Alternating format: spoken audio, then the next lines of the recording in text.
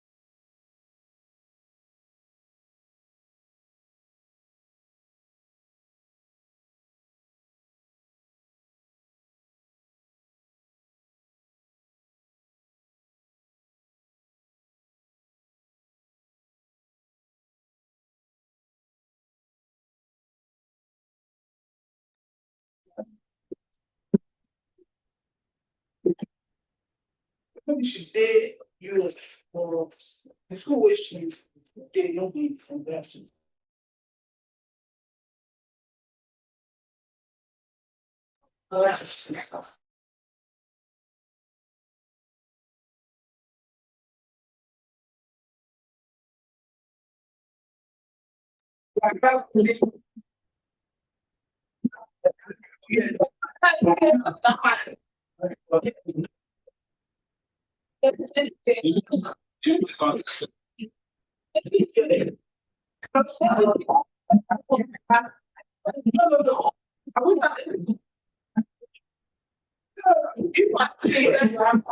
Sure, you are sitting here.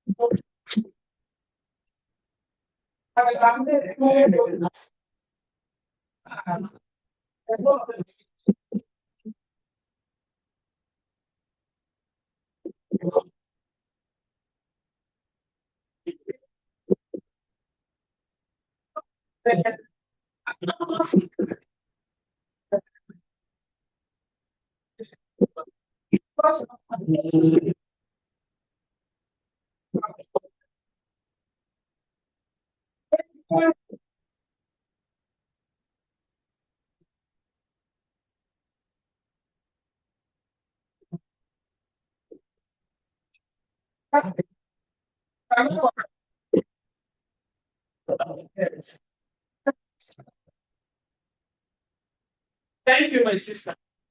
Then you start now. Yeah, let's start now. The rest of them will join us. I forgot to for fun. Okay, so Ukamaka, can you confirm if you hear us? Yeah, I can hear you, ma. I don't know if you can hear me, ma. Okay, we can hear you. All right, so you're welcome. Over to you, ma'am. All right. Okay, good afternoon. You are welcome to our second section in violence in Africa, political legacy, and modern challenges in the governance. Today we have three presenters, three presenters, and we're going to, all of you each has 2 minutes to present your papers. Please make it cogent so that we can have and leave quickly. So the first person to start is Chiku, who will present a paper titled Foreign Aid to Nigeria Economic Woes. And we'll do it from Further University. So good morning, all of you.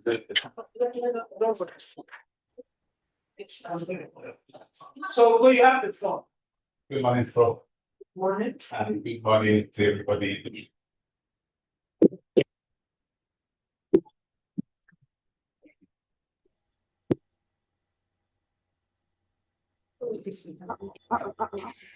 You like the Davis discussions?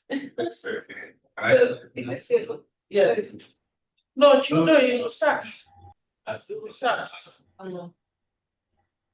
Okay, fine. Once again, thank you, the chair, Prof, and all those about to listen to this paper. The title of the paper is Foreign Aids and the Bearing of Nigeria's Economic Woes. We know what a foreign aid or foreign aids are all about. It should be positive. And in the introduction here are foreign aids from the rich countries to the poor. Counterparts are not. And we need to get this. We need to get it from the very beginning that this paper does not say that foreign aids are evil. The focus of this paper is that when foreign aids have become a cause of bad governance, they are no more necessary for Nigeria and Africa. However, Africa and Nigeria in particular, there's no need foreign aid from the Western world anymore. We're going to see reasons why this paper believes that Africa, Nigeria in particular, does not need foreign aid again. The so-called aids through neo-colonialism on one hand, and on the other hand, bad governance by successive Nigerian governments. Now, let's look at foreign aids as a mechanism to recognize recolonize Nigeria, or can say Africa. I think I'm using Nigeria as a case study here, but in actual sense, we are focusing on Africa as a continent.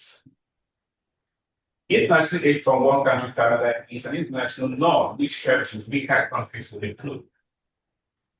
That one is something. But when aids become a means to dictate and recolonize, it becomes non-negotiable. Good governance is the running of the affairs of government in most and progressive manners beneficial to the government and which delivers the public goods is according to best 2006 page 1 and 2. When a government receives aids for the benefit of the people, for the masses, for the growth of the economy, then the aid of aids adequate. When aids to Nigeria do not translate to positive development, it amounts to corruption and mismanagement. Now, let's see how aids have become an aberration in Nigeria. First, let's look at the history of foreign aid in Nigeria. And I'm taking the sentiments of Executive Maxwell Adelaide in his article, Foreign Aid Hampering Development Argues. This words. Since Nigeria gained independence in 1960, it has been receiving foreign aid from the United States, United Kingdom, China, Japan, European Union, the World Bank, among others. Given the high dependency of Nigeria on the export of primary products and lack of economic development, reliance on foreign aid remains one of the reasons for its underdevelopment. This is very relevant. The paper believes that the statement is true. Still on Adele, in another write-up, Nigeria foreign aid and independence theory, it posits that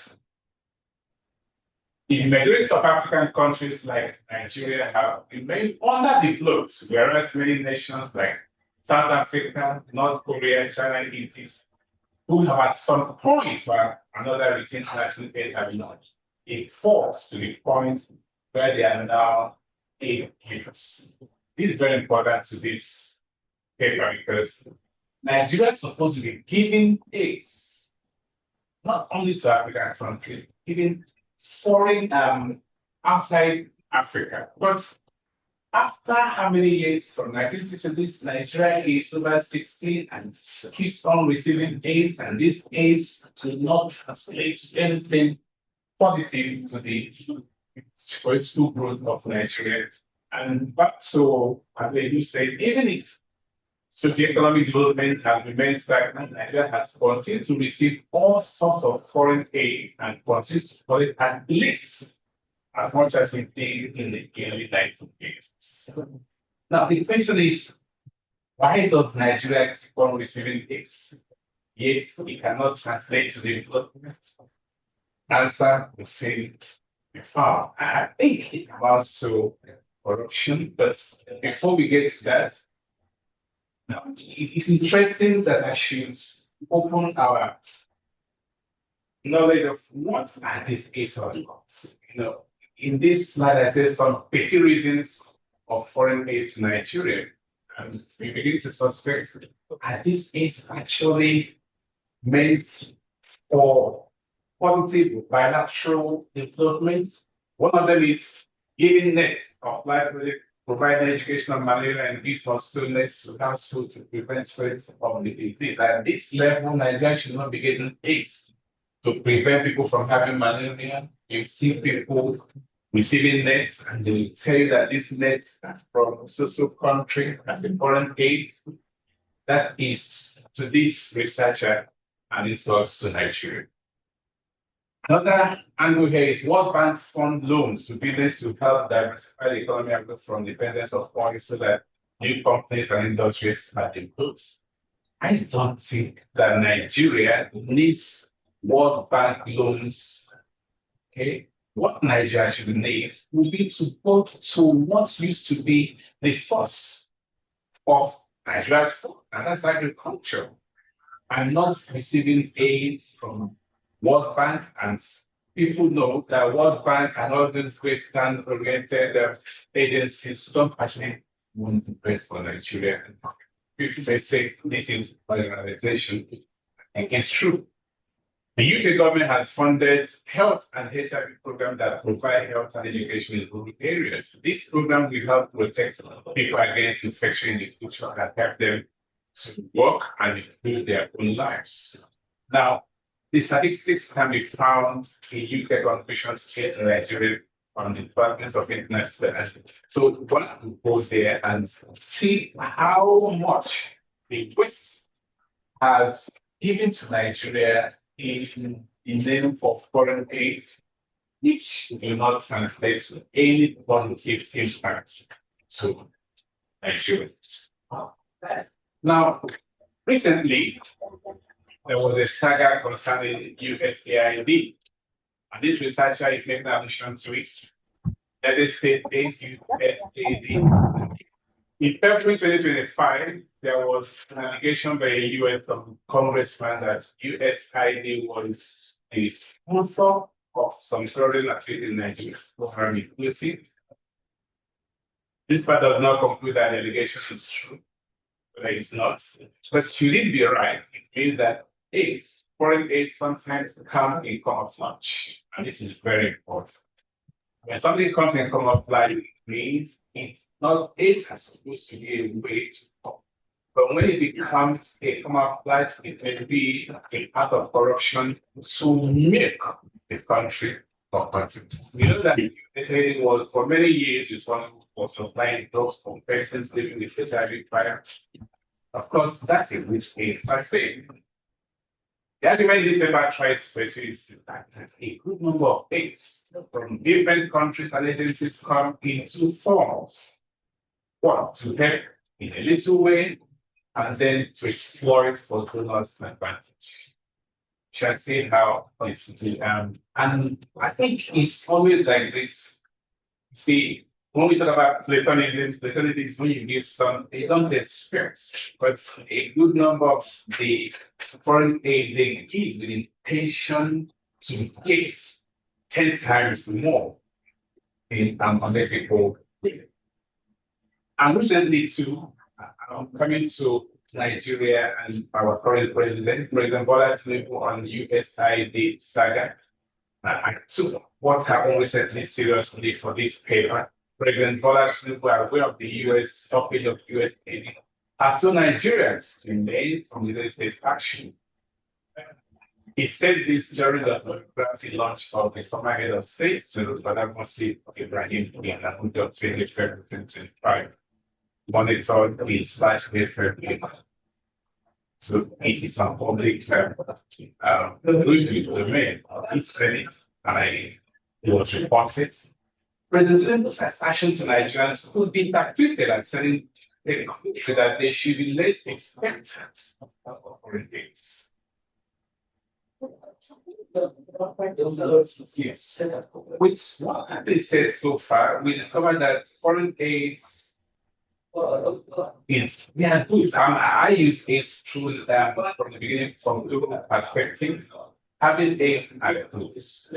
But the aids we have got over the years from 1968, from the perspective of this researcher, they are bad because the donors are giving and milking the country, making the continent. And that brings us to the conclusion where this paper submitted that Nigeria has been notorious for two things. One, excessive external borrowing that does not translate economic growth, because this is not part of the paper. But we know that it's a failed moves one area that makes this country take loan and loan and loan, and nothing happens for it. Rather, poverty as the successful government loses loans and leave the country and it makes the second undoing of Nigeria's successful government is what the paper has deliberated on. That is, the receiving of foreign aid from different nations without such aid leading the country to gain economic growth. This paper submits that Nigeria is rich enough to tackle her problems without resorting to powerful countries. Pity in the name of foreign aid. This paper also believes that foreign aids have been a veritable tool where the donors use to dictate to Nigerian leaders what should be done and what should not for their donors' represent. We call this neocolonialism, and I think that is the one problem Nigeria and Africa. That's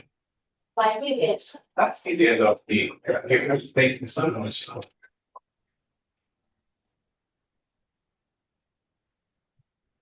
Thank you very much. Please, I want us to take all the papers and we'll ask questions. That's a very insightful paper. Thank you, Dr. Anila, for such a important presentation. Mr. Solomon, are you ready? Yeah. Okay.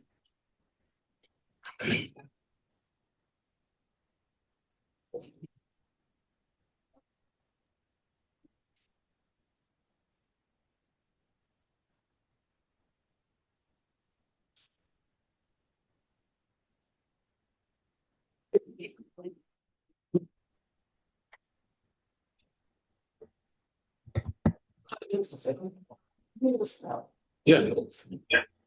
Okay. Good morning, everyone.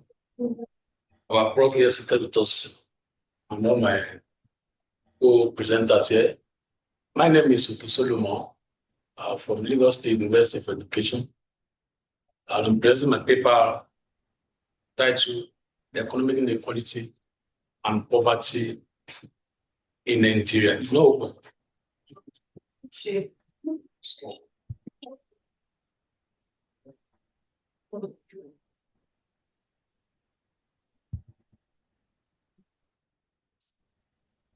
My name in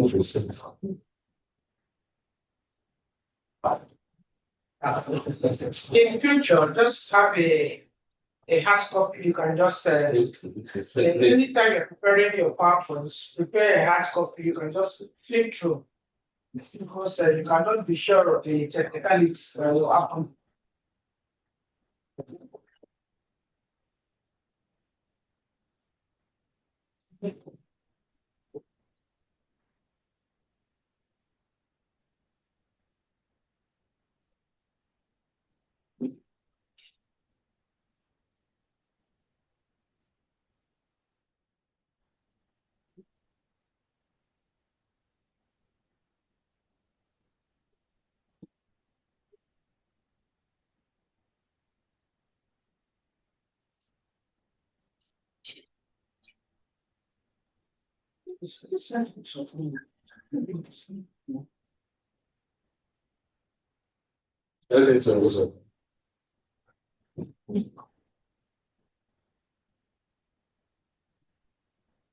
If you're having challenge, can we have the other person?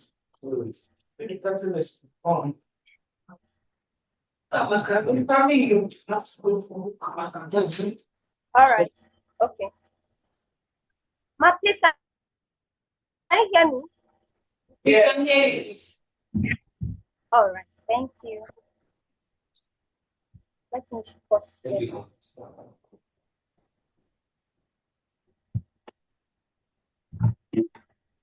Okay. Ma, please, I wish to share my screen. You can share your screen. All right. Thank you.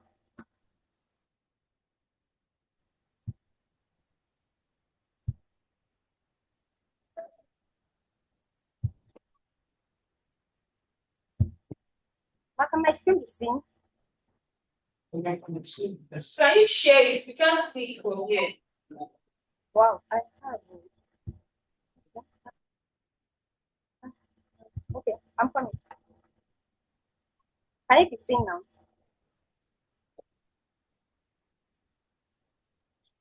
Okay.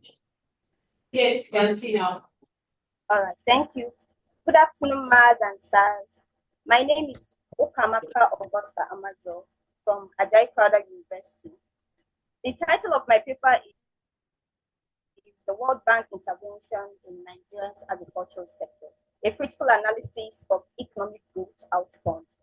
So, prior to the discovery of oil in 1950s, in the late 1950s, agriculture was the mainstay of Nigeria's economy and also Africa at large.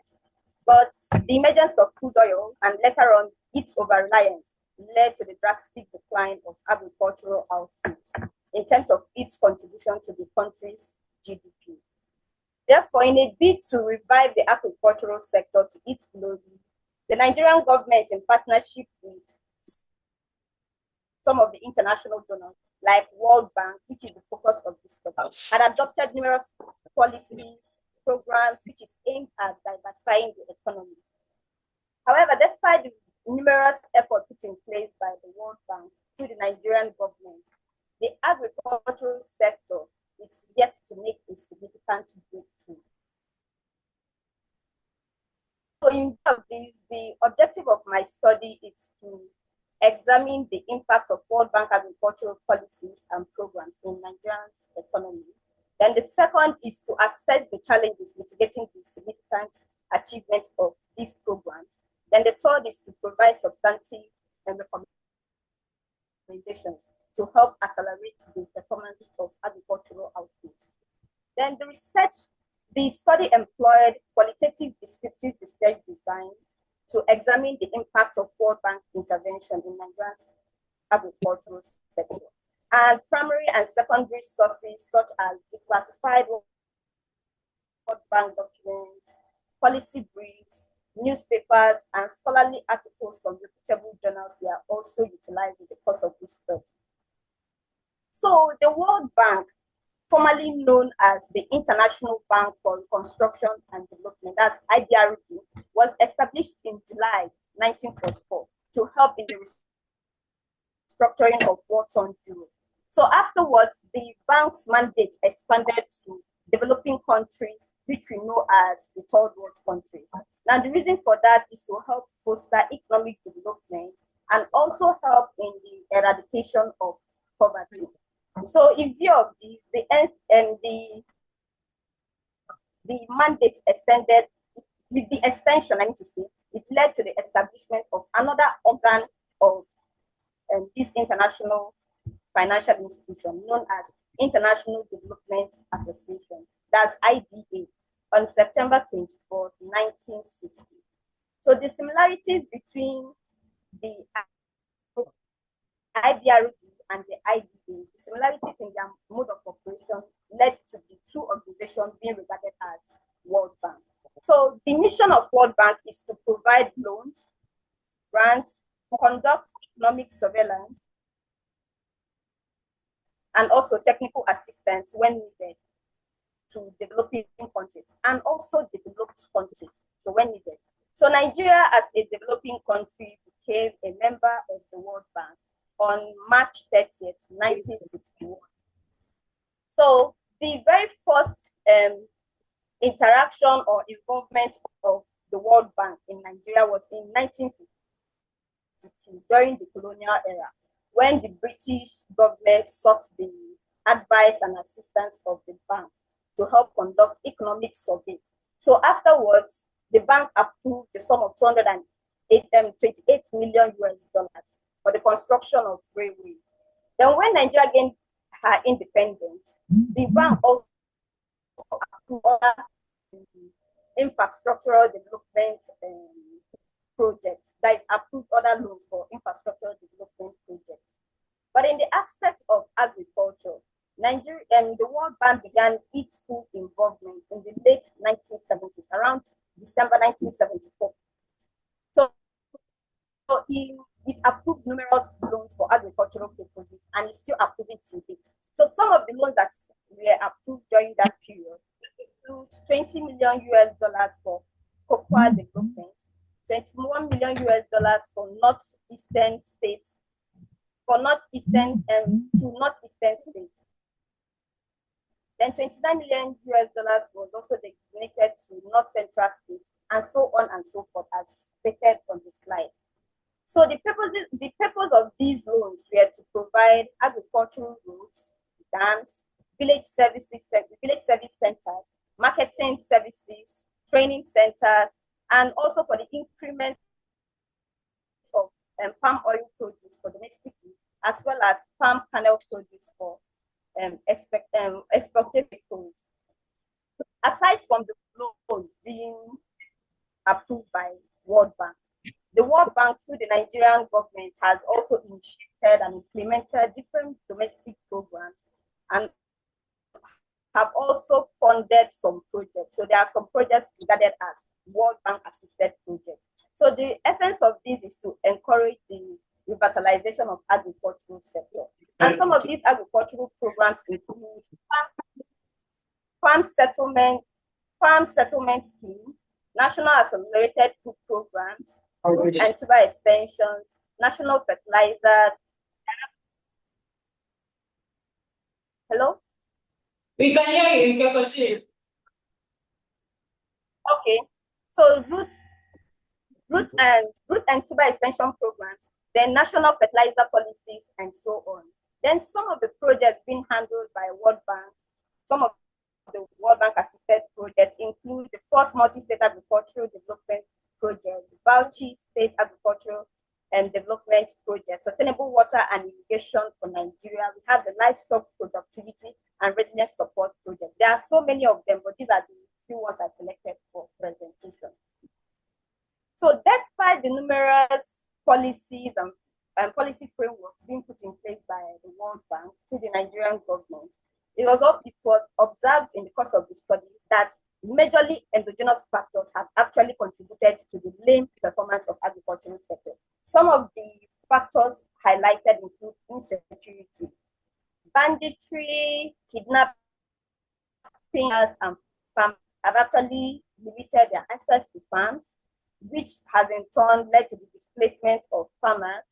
And this development has an adverse effect on agricultural performance as well as its output. Then the second is the lame dissemination of information and illiteracy. So most of the times, these agricultural producers really have vital information, and this could be as a result of poor communication system or ignorance due to the low level of literacy. And in most occasions, some of these vital informations are not actually passed to the beneficiaries, which are the farmers. Most of them are actually reserved for policymakers or researchers like us, and this also hinders the efficiency of agricultural output. Then the next is lack of transparency, maintenance, and accountability. So the high level of corruption in the country, which is very obvious, has actually engendered lack of transparency and accountability because all these funds that are being gotten or being approved by the World Bank, the way it's disseminated or the way it's disbursed is unclear, and there is no written record as to how World Bank keeps their own accurate record of all the programs and policies or projects World Bank assisted projects. So that has actually impeded or limited the efficacy and efficiency of agricultural output. And also the lack of maintenance of these agricultural facilities. World Bank have assisted in so many agricultural developmental projects, but the issue is the maintenance. So we Nigerian government kind of have a very low or poor maintenance structure, and this has also impeded agricultural output. So in view of this, the paper recommends that the Nigerian government should prioritize transparency and accountability in the utilization of World Bank funds. Now, this would help you to keep track of any developmental project or service delivery programs being organized by extension agencies. Also, there is a need for the government to strengthen this agricultural extension sector. This is because the extension agencies are the service delivery engine for an effective agricultural output. They are the ones that disseminate the information. They are the ones that organize trainings and seminars for farmers, other livestock farmers, and also other crop farmers. So they are the ones that disseminate this information. There's a need for the government to further strengthen them so that they can do their work effectively. Then finally, there is a need for the government to also initiate sensitization or edutainment programs through the National Orientation Agency. In recent times, the National Orientation Agency has really been doing their due diligence by shaping our reorientation about matters or issues that we kind of feel maybe less concerned or negative about. I've watched some programs anchored or championed by National Orientation Agencies, and that has kind of shaped or reshaped my mindset. So Nigerian government should try to incorporate all these sensitive agricultural messages through these National Orientation agencies. They could utilize local TVs and radio stations in different dialects for people that are less. So this will help drive home important agricultural sensitization message. So finally, the World Bank intervention through their policies and programs to a large extent has been very instrumental in the revival of the agricultural sector. However, the economic outcomes of these policies and programs have been heavily marred by endogenous factors, which have actually highlighted. So there is a need for the Nigerian government to tackle these internal factors in order to enjoy the full potentials of World Bank's economic program. Thank you.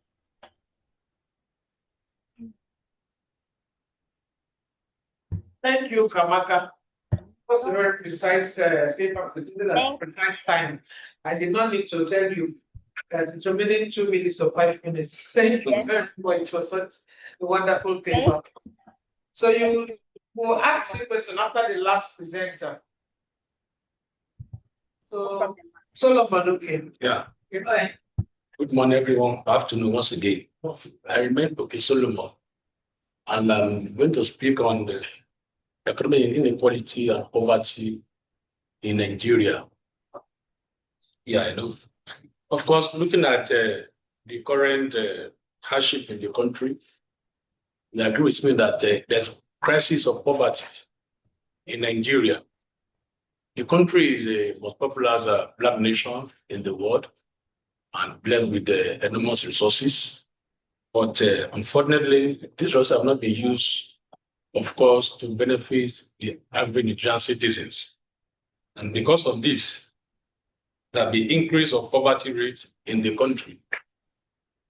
I'm looking at this paper from poverty rate in the country from 2010 to 2024. From 2010, we agree with me that we have about 60% of poverty rate in the country. And by 2019, this dropped to about 51% until after COVID that it increases. But today, according to the NBS, we have about 133 million population, which is half of the population of the country that's filled with poverty and economic inequality. So this shows that there's a serious crisis if the government fail to take action. And not because of anything, but because we have agreed that the set of leaders we have presently has hijacked everything. And economic policy designed by the government is to favor the few elite in the country at the detriment of the poor Nigerians, and which have led to lack of education, lack of healthcare service, bad policy, lack of food, and good environment. All this has contributed to poverty among average Nigerians.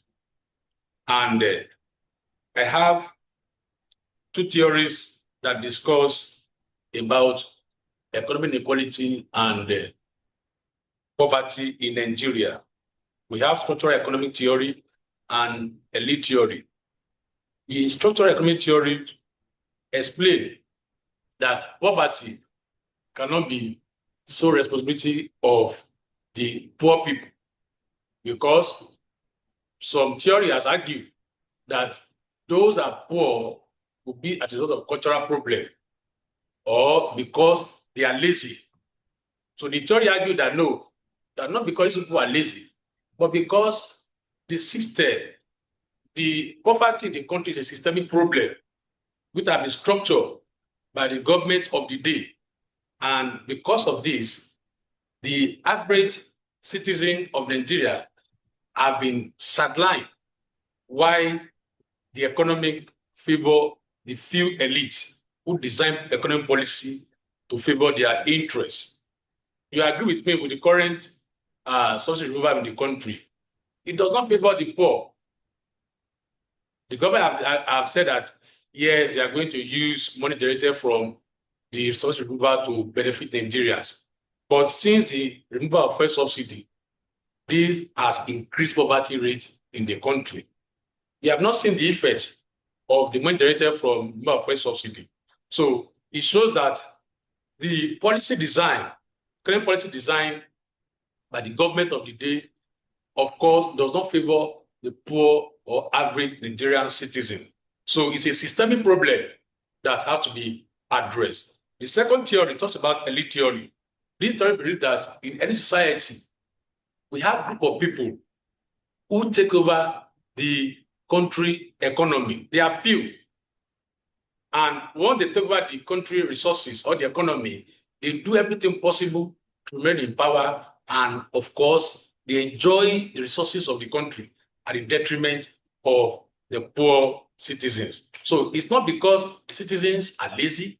It's not because the citizens are not ready to work, But the economic policies have been designed in such a way that the poor or average Nigerian citizens will not have access to reasonable income that would make their life to be meaningful. And what are the factors that are responsible for this economic inequality and poverty in Nigeria? One of the factors is the elites control the country wealth or resources. In Nigeria today, we understand what is going on. We have seen that before the removal of fuel subsidy, names have been mentioned, people that have been, of course, controlling the country oil well, and how they have used that ministry to siphon money from the government purse. So it shows that the elite are being in charge of the country economy at the detriment of the poor Nigerian citizens. And whatever they're getting from there is not circulating, it does not go around. That's why we see poverty increasing in the country. Number two factor is corruption and bad leadership. How do we experience this? Even the annual budget that they make for the country, we don't see the reflection on the masses. So it shows that every year, annual budget that the country makes, half of it go to the pocket of the political leaders and those who have access to the government. And these are being a major problem to the country economic development, and which reflects on the masses. And number three is unemployment and informality. Of course, any society where there is lack of employment opportunity, what will happen? The man who wakes up every day and do not have where to go, but we don't have anything to eat at the end of the day. It is when you go out and you're able to work that you at the end of the month, or at the end of the day, or the weeks, you get something and be able to feed yourself. Today, we have a population of unemployed citizens, especially among the youth. We have many graduates there who does not have job. They have graduated from school for many years and they don't have job. And they engage in menial job which cannot cater for them and that for their family. So it's one of the problems that we are facing. Even the current new minimum wage that the government has given to us can even cater for us. And this has even increased poverty rate in the country. Number three is education and, of course, human capital deficits. When cities does not have access to quality education, not just education, but quality education is a problem, because an average educated citizen will be boast of himself of employment opportunity. But when you don't go to school, you don't have certificates, or you have nothing to offer, no one will offer you job. So the problem we have today is the inability of government to invest in the country educational system. But they have the privilege to the country resources while they send their own children outside the country, while the less privileged are here struggling to get education. Many schools does not have toilets, does not have electricity, does not have educational materials. In fact, lack of teachers, we have it in many of our public and public schools. Then number four is conflict and insecurity. Today, you agree with me that Nigeria is currently facing security challenge, especially in the northern part of the country. Just a few days ago, we saw what happened in Benue State. So where we have security challenge, this would deprive citizens of that area not to have access to their either farm or to their place of work, where I don't really they can make something to feed themselves. So the government also need to work on that. And the five is psychological, social effects. Anyone that does not have what it takes to feed himself or herself is a major problem. During COVID, we have seen people who jump into turbulent bridge water because some went to go and borrow money, while some does not have anything to feed themselves. So because of this, they have given up that there's no hope for them again. So it's a psychological problem when you don't have means of income, or when you are deprived in the society where you live. Is a major problem. And what is the way out? How can we solve social economic inequality and poverty in Nigeria. One of the way forward is to design a policy that is people-centered. We have seen that most of economic policy does not favor the average Nigerian citizen.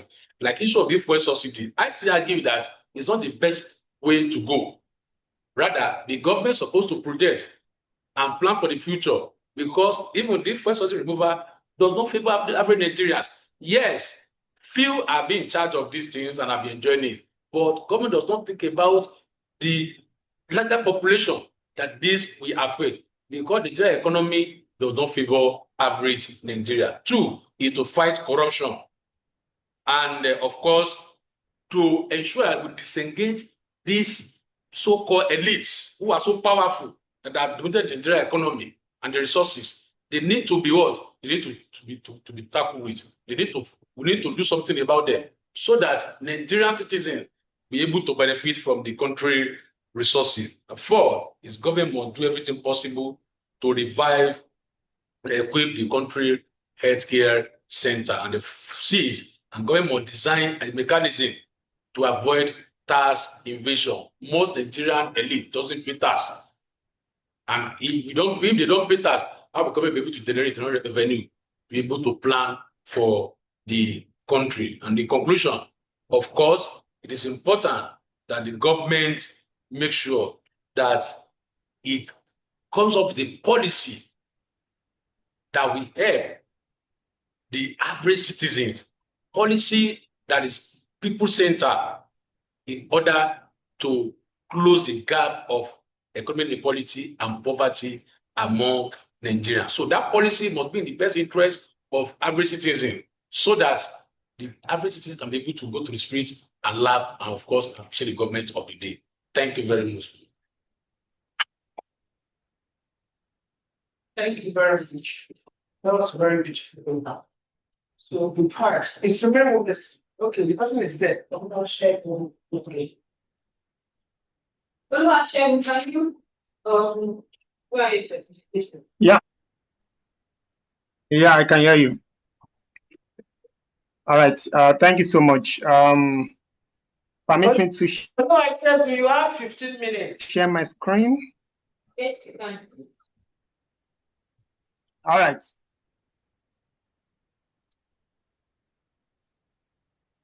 Sure. Can you see my screen?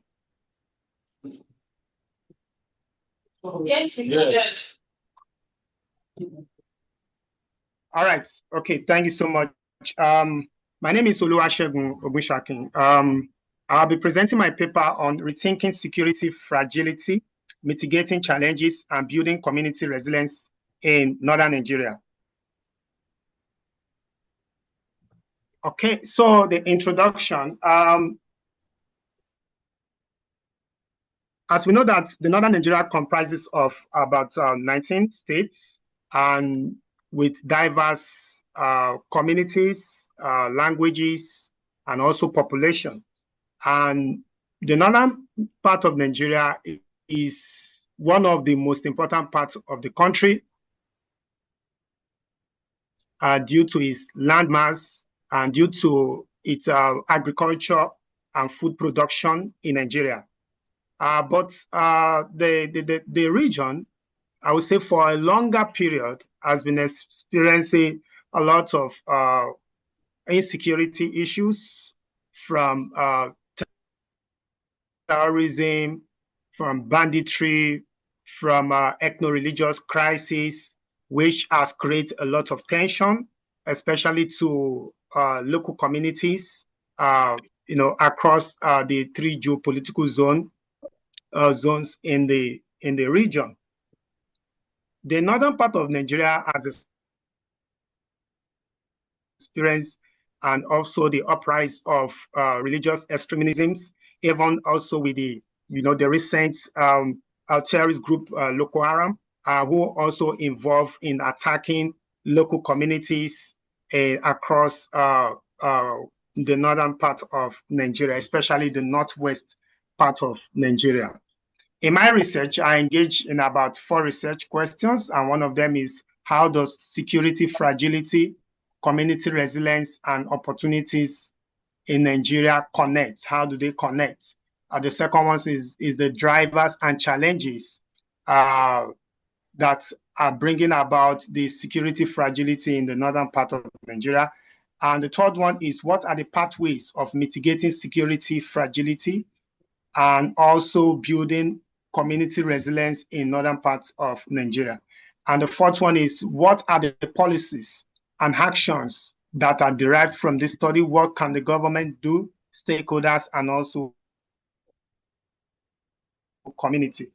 In this research, I engage in the qualitative research method, while I engage in the depth research design to review secondary sources from academic articles, journals, and government reports. Why the content analysis was applied from the various analysis that was done from various secondary sources. Now, because of time, the concept of security fragility has a lot of variables which are connected to the porosity of our borders, the corruption level, the inequality, and also poor leadership, that are shaping a lot of issues in the northern part of Nigeria. The northern part of Nigeria faces a lot of issues. Although the region is well known for an historical engagement in Nigeria, what Nigeria is today in terms of development, political manifestation in the country. But still, majority of the northern communities are faced with a lot of insecurity, where people are being attacked, even creating a lot of issues, even between the north and also the south region of the country. Now, when we talk about community resilience simply means it refers to the ability of communities to endure and recover from adverse conditions like the issues of terrorist attack, bandit attack, and also militancy attack in their various communities. How do they shape? How do they respond? What do they do, to ensure they are being able to, to cope and also build their life in a better way? Now, from one of part of my research question, which is the first one, how does security, fragility, community resilience, and opportunities, how do they connect in the northern part of the country? From my research and also from my analysis, as we know that the northern part of the country, I would say, is one of the most diverse region because of the ethnicity, in terms of land mass, and also in terms of language, how the people has been in existence. Now, according to my empirical and also my analysis, it was discovered that majority of the community are faced with poverty level. When I say the poverty level is the majority of the areas are low-income communities where there is very low access to good roads, to good social amenities, and also security.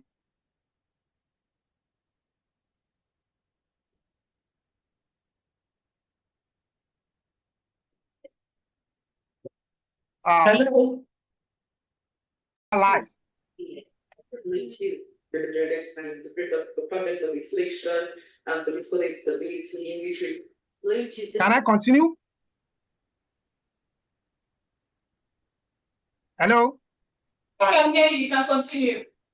Okay, so there's a lot of issues and engagements between the communities, and also how they were being able to face various adverse effects and also the issues of security that is facing them. So there is a connection whereby the people in the local communities, how they face security in terms of how they engage them, and also in terms of what opportunities do they do right, in trying to make a better life for themselves. Why the second research questions I made was the drivers and challenges of security fragility in northern Nigeria. Now, one of them is as a result of socio-economic issues, Now, one of the presenters here talked about economic inequality and also poverty. These are connected, where poverty and low socioeconomic opportunities in these regions is very, and the high level of insecurity continue to increase because of what? Because young people, youth, and able men are being recruited to join terrorists, to join bandits, and also militancy across the region. And this continue to drive insecurity in the northern region, and even as a result of religion fundamentalities, extremisms, and also the rejections of Western education. So young people continue to join bandits and also continue to join religious extremisms. These are critical issues that continue to create challenges in the northern part of Nigeria. And also the issues of porosity of our border, with the neighboring country, Chad, Niger, and Cameroon. This continue to drive, proliferation of small arms and also weapons across the region. Now, what are the ways of mitigating security fragility? Since the area or the region is so fragile to issues of insecurity, then what are the policy? What should be done? Although the government of Nigeria, even the current government, has been engaging in a lot of actions, to mitigate security fragility and also building community resilience in the northern region. I think one of the actions that need to be done is that the government need to acknowledge that there's a lot of loopholes in terms of how security are being responded, how actions against criminality, against banditry, against terrorist attack, even of recent of yesterday, there was a record that Earthmen's militancy attacked a local government in Plateau State. The local government is Mangu. Now, and about 13 people were killed. Now, the level of continuous attack on local communities, even in Benue State, the recent attack of more than 200 people being killed. This shows the loopholes in terms of even how the government responds to security challenges in those regions, especially in the north, in the middle belt part of the country, which is part of the northern part of the country and also the northeastern part of the country. Now, the need for the government to quick response, to addressing security issue is very important. The youth there are faced with, a lot of issues in terms of employment, and majorly young people are recruited to join bandits and other criminal organizations. Community engagement, supporting local community in preventing conflicts between herders and farmers in this particular region is very important. You have 3 more minutes. Okay, ma'am. All right, ma'am. So there's also the need for a whole of the government approach. Government need to be committed in addressing insecurity, not the everyday fallacy of saying, oh, condolence, from the government and stuff like that. These are not a whole government approach in addressing issues of insecurity in the northern part of the country. Now, in conclusion, the study emphasized the need for security and community resilience in the northern part of the country, whereby the people must be involved in policy making, and whereby people, the local community need to be given what need to be done in terms of infrastructure provisions and employment, and making the region a safe haven, for many of our people that lives in the northern part of the country, and collaboration between community in addressing security issues, especially in the Middle Belt, in Benue State, Plateau State, and also in Taraba and Borno State, because the majority of these communities are displaced as a result of attack of terrorist group and also other criminal organizations. So it is very important for us to recognize that the northern part of the country continue to face insecurity, but government need to come to their rescue by addressing the insecurity and providing necessary infrastructure to make life a better place for the people. Thank you.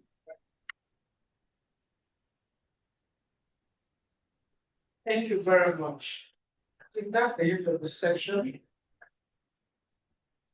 If you have any questions.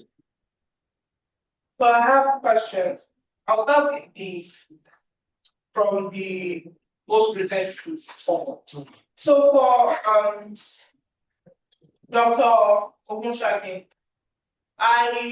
for my thesis, I'm working on genocide and how conflicts in Africa can result into genocide.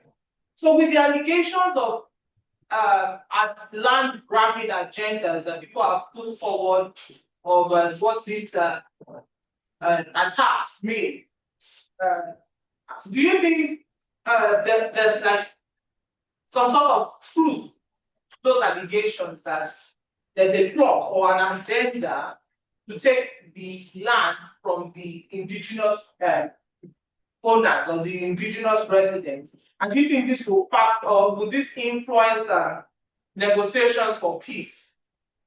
Then for Mr. Oke, you mentioned subsidy removal and not favoring poor.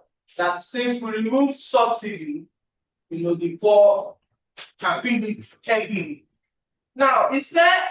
Are you also considering in your paper that there have been talks of the rich exploiting subsidy payments, and that. Then you also made a statement on the rich not paying tax, but you didn't tell us, like back it up with something. Like something I would want to look into and need the data of that. Then for the presenter on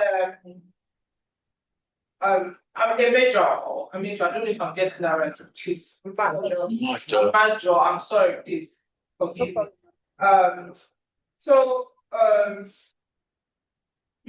this thing that we say, people take World Bank loans, not the government, but people, individuals, we take World Bank loans. And a lot of people don't pay back.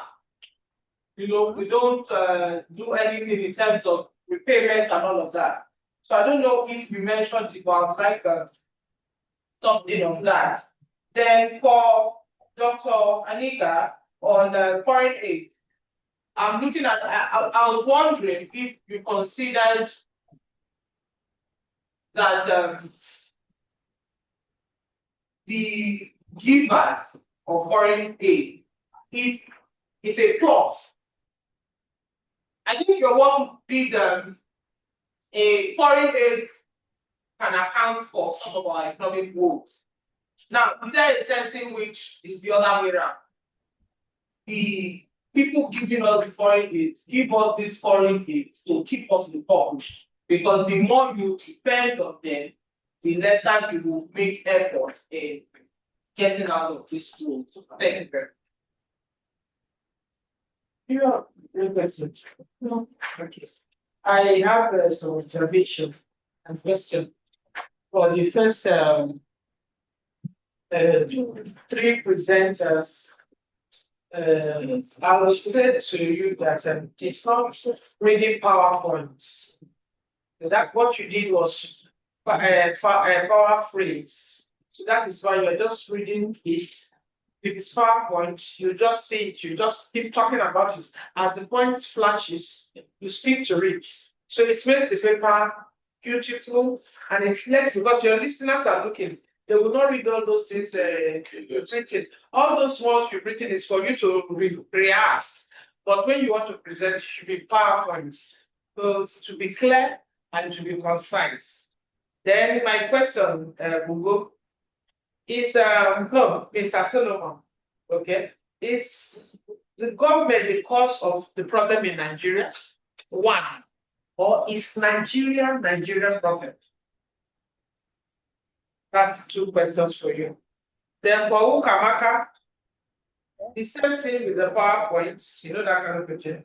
Just do your PowerPoint concisely.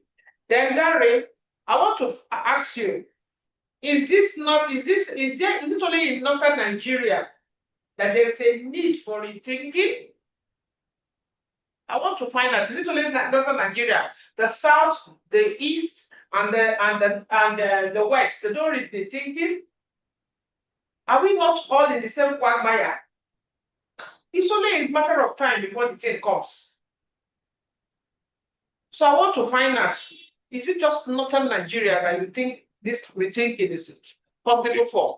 Yes. Or is needed? That's my question. So answer my question. Okay, thank you. Let me start from Dr. Mo, where I said that the issue of fuel subsidy does not favor war. Because I'm very sure, and you agree with me, that presently the cost of consumable items has increased and out there. And by implication, the average Nigerian citizens who have been managing themselves before now will be more affected than the way it was before. Because the government have not put any mechanism in place to consider the average Nigerian citizens. We have problem of poverty already before. Now, before the issue of first subsidy was introduced, this will impoverish more Nigerian citizens than ever before. So there is no mechanism to ameliorate this problem presently. The government is only saying the money we generated from the first removal we used to put in place to put so many things in place for Nigerians. How many poor Nigerian citizens have access to what government is talking about? The issue of cash transfer. How many of our parents, or poor people in the village, have access to cash transfer? What's the percent of people they are giving? So it's a major problem we're going to address. Yes. So my prof questions: is government our problem, or Nigeria is a problem to themselves? Well, I would say that the government is a major problem. Why? Because in every society, we have people that have been appointed or either elected to manage the affairs of the country, and majorly the resources of that country, to benefit the interests of the entire population of the country. But when resources are not being utilized to the best interest of the average citizens of that country, then the leaders who manage the affairs of that country should be held responsible. Like my brother is talking about, the last speaker, the problem of insecurity, of course, government can also be blamed. Because government are paid to take action, paying condolences to the victims without any action. It's nothing to write home about. If we have apprehended people that are problem, like the way people around victims have been those who are preventing evil in the northern part of the country, the Boko Haram agent, many of them have been arrested, and you are saying that you want to put them in rehabilitation and bring them back to society when you know they are the major problem. Why can't you kill them? They have killed. Those that have been killed, that's the end of their own life. So you are bringing them back to society, and even you are even paying them. Depend. So those people that have been killed, what happened to them and their family? So we can see that government have more responsibility. So in a society, the government need to have an economic plan for the interest of average citizens of that country. With this, the problem of security will reduce drastically. Thank you. Now answer my question. Okay, that. So it's Nigerian problem. So it's the Nigerian problem. Oh yes, those who manage our affairs are Nigerian. They are Nigerian citizens. They are born here. They are not the whites. So like what my brother has been talking about, issue of a foreign aid. Like I'm still going to talk about that before. Those who give us aid, they are assisting us. Yes. But we Nigerians tell them, But do this. do this. So we have a problem. We have a problem to ourselves. Government is there, but when you know your government is bad, what do you do? Of course, we have what to do. But the problem also that the government also develop mechanism to silence you. Like, the fact is that is why we are where we are. Yes. You The see, government will develop in mechanism. the Marxist theory, you know that kind of thing. Yes. You have to do something. You have to do something. But no one die. I get picking, I get a husband, I get wife, I don't want die. You cannot blame us because those that have died. Sariwa died for fighting for the cause of. Sorry. Look at Sariwa was died 20 years back. Just pardon. Okay, excuse me. Dying for the same cause we are talking about. They gave him that, what they gave him that power, what did the people do? It's clan. They reacted to it. See, the fact is that until we as Nigeria knows what is our problem, because you are talking like this, it trickles to the last person in the house. Yes. It trickles to the last person in the house. I can take a decision and say, let us do something. One of my daughters say, I'm not among you.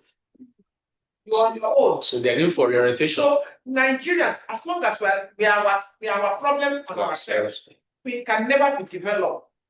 When people come to church for here, the man says, I want to pay these poor people 200,000. Say, and that will say, no, how can you pay them 200,000? No man, give them 10,000. Give them 10,000. So if that person our problem, we have our problems. So we need an orientation, a social, moral, psychological orientation. They will be playing it in jingles, like they did kind during Buhari's time, yes, so that one is for it to enter our head and our skull, so that it makes sense, so that we know what is right. Because all of us, everybody is on the path of doom. That is what we are heading to. Presently, exactly. So thank you. Olusegun, are you there?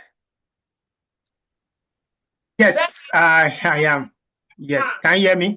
Yes, I can. Okay, great. Thank you so much. For the first, I will be responding to the first question.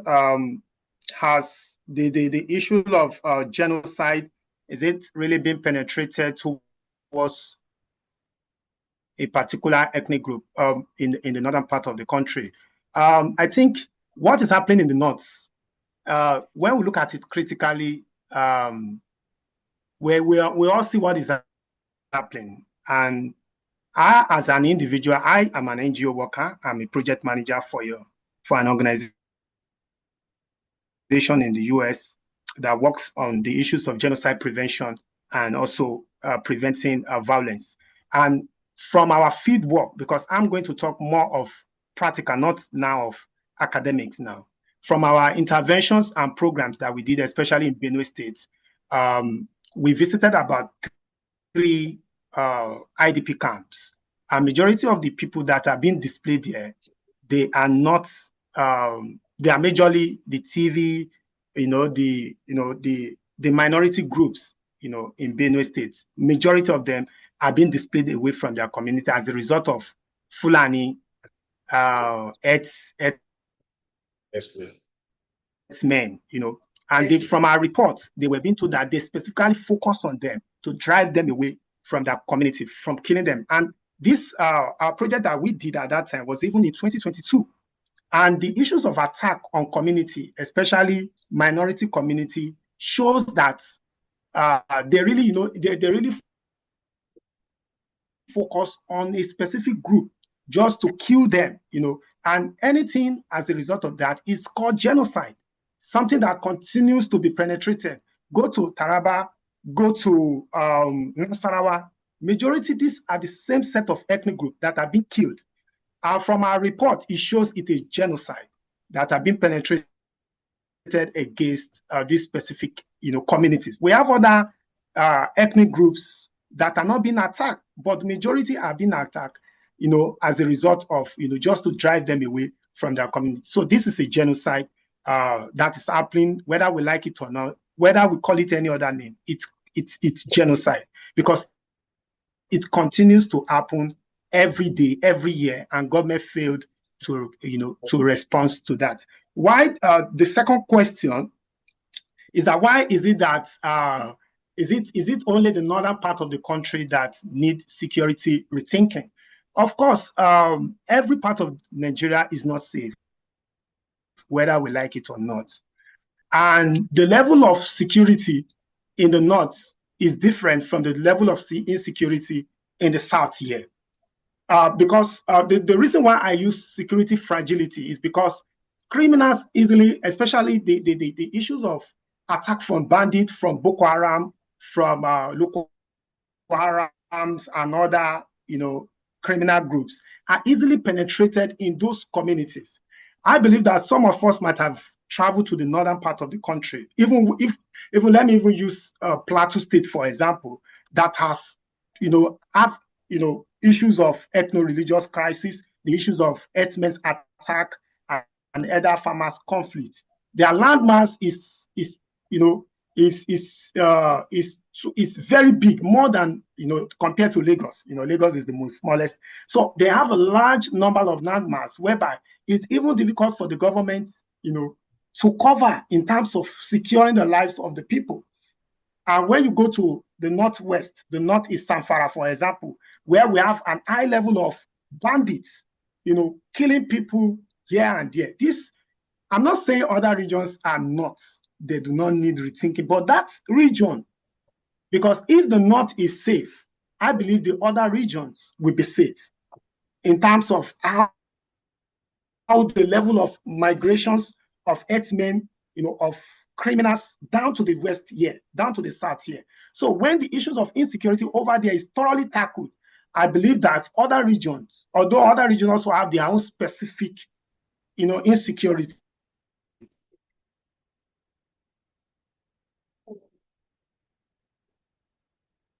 in the middle belt part of the country, in the northwest, I believe other regions will also experience a little bit of safety per se, in the country. Thank you very much. It's the question, the paper itself actually centers on two. Nigeria, let me use Africa. Africa as a continent needs AIDS. Now the donors are enjoying giving the AIDS because they know Africa is weakened by the AIDS. The AIDS make Africa not think ahead. I'll give you an example. Recently there was an allegation, right? And that allegation was correct.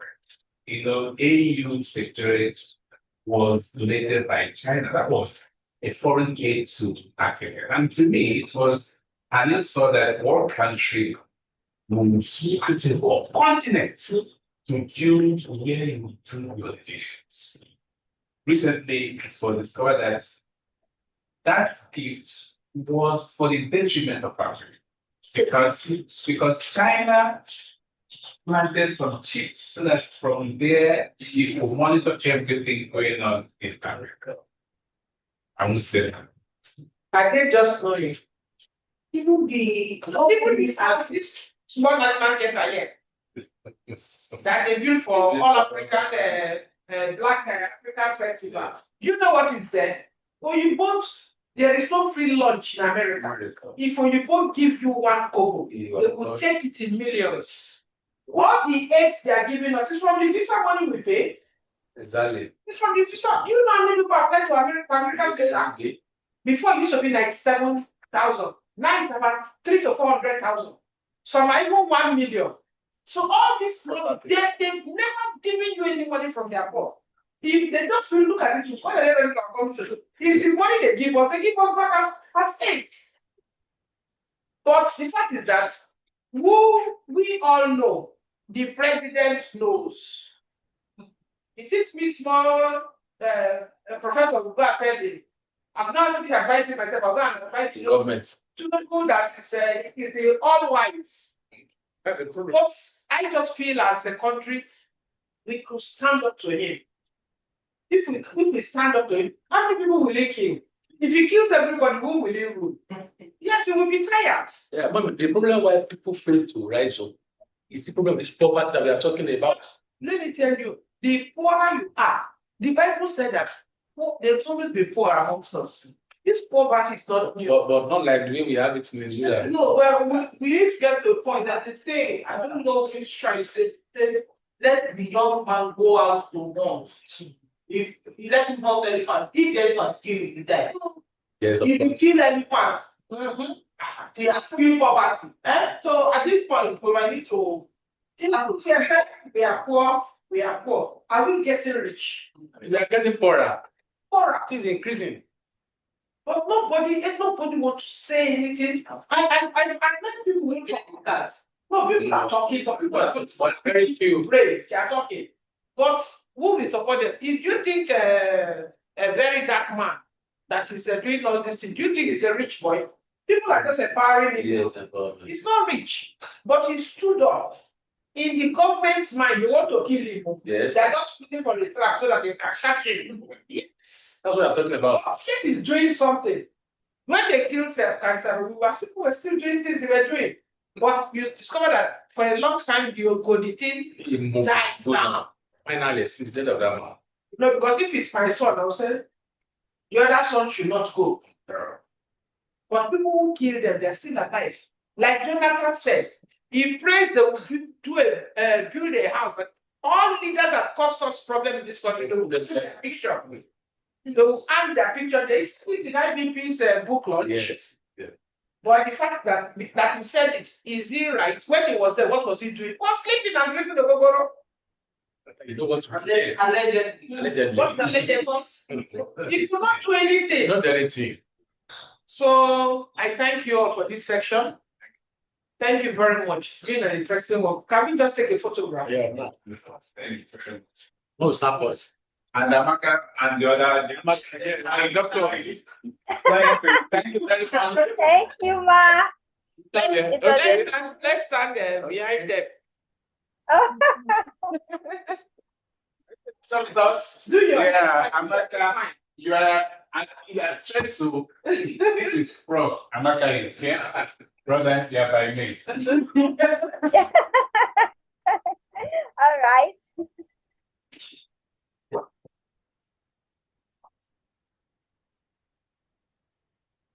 Come on, give that a shake on the first. Okay. It's just cold. Okay. No, you come this way. So that We are generous too. Yeah. Hold on, please. No, like, Okay, all right. So Amaka won't take all of like that.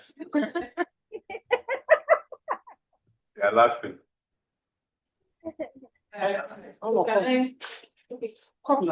English. Okay.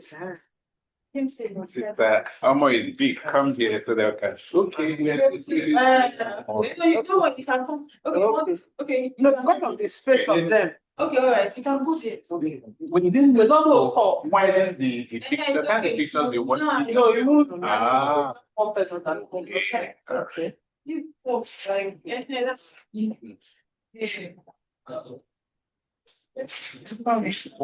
These people have been sending us an email. Okay. Thank you very much. Thank you. Are you a baby? Thank you, Ma. Okay, I'm available. Is your name on the screen? Okay. Okay, bye-bye. Am I up for Thank the you. We've come to the end of this panel. Yes. You have a great day. Yeah, thank you. Thank you. Thank you very much. Thank you.